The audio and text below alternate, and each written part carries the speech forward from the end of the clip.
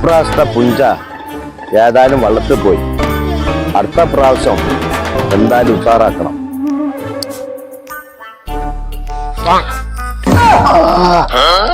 പാമ്പ് കെട്ടി പാമ്പ് ഓടുന്നു. ചോര വന്നു.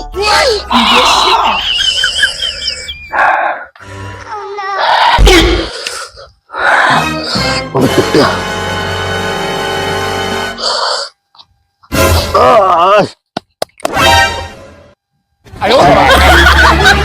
എന്ത് 8 അടി മൂർക്കനെ? ഞാൻ 10 അടി മൂർക്കനാ. എനിക്കുണ്ട വിഷം കയറുന്നത്. അല്ല ചെങ്ങായി, എന്റെ കാൽമെന്ത് ചോരി ഒരു കെട്ടൊക്കെ?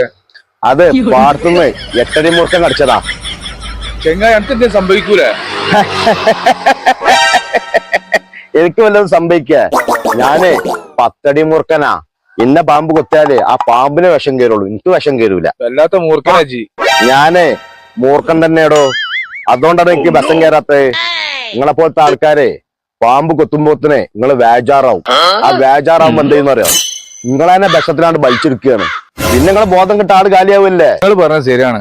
ഓരോരുത്തർ പേടിക്കാണ് എന്തെങ്കിലും സംഭവിക്കുമ്പോത്തിന്. നിങ്ങള് മൂർഖനല്ല, കരിമൂർഖനാണ്. ഇപ്പൊ മനസ്സിലായില്ല? മനസ്സിലായി നിങ്ങളെ കരിമൂർഖനാ.